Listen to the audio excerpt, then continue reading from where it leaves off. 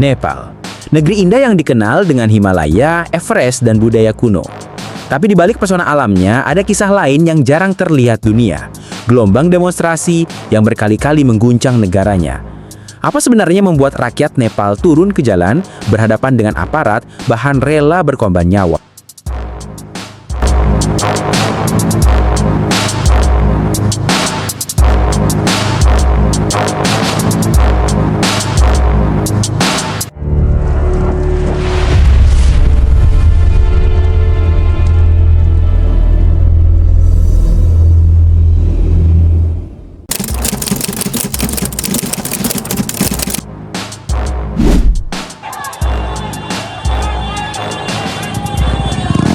Semua bermula dari sebuah kebijakan yang dianggap memicu pemerintah Nepal mengeluarkan larangan terhadap 26 platform media sosial besar, Facebook, Instagram, WhatsApp, YouTube, dan lain-lain, karena platform-platform tersebut tidak mendaftar sesuai regulasi baru. Pemerintah menyebut itu sebagai usaha untuk mengendalikan konten hoaks, ujaran kebencian, dan penyalahgunaan platform digital. Tapi bagi banyak orang, terutama Gen Z, ini bukan hanya soal regulasi digital. Ini soal kebebasan berbicara, soal tersebarnya korupsi, soal ketimpangan sosial yang telah bertahun-tahun membusuk di balik janji pemerintahan.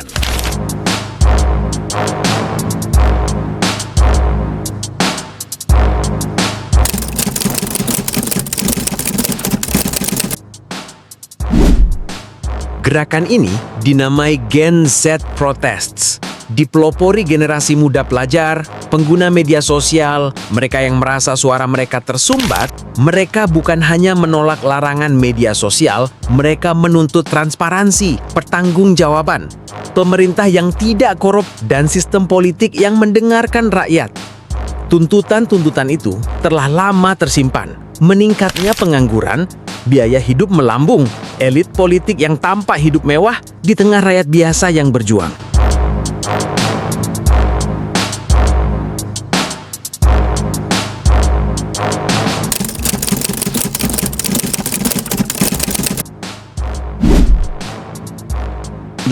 September 2025, ribuan orang turun ke jalan-jalan di Kathmandu, di daerah Maitigar, Mandala, sekitar gedung parlemen. Demonstrasi awalnya damai, tapi suasana berubah ketika aparat keamanan menggunakan gas air mata, bahkan peluru karet dan peluru tajam untuk membubarkan massa. Beberapa pendemonstran mencoba masuk ke kompleks parlemen. Ada kerusakan mobil, bangunan pemerintah, beberapa hotel mewah habis dibakar. Situasi cepat memanas.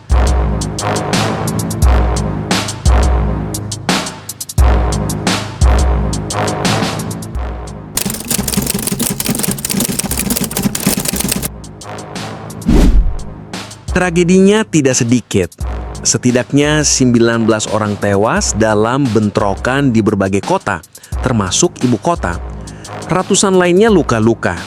Banyak yang harus dirawat di rumah sakit. Rumah sakit penuh. Stok darah menipis. Gambar-gambar orang terluka tergeletak di jalan, membawa spanduk sambil berteriak, "Kembalikan suara kami!" Kelompok keluarga korban berkumpul menuntut keadilan. Mereka tidak mau sekadar kompensasi.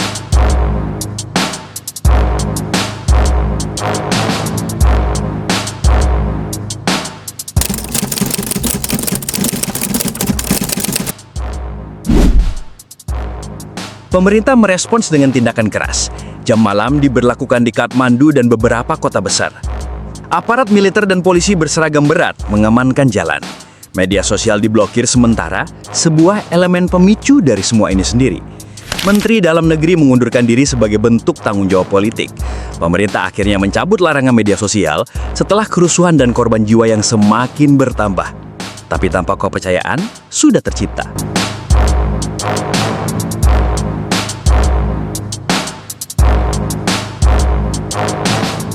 Nepal 2025 bukan hanya tentang demo media sosial.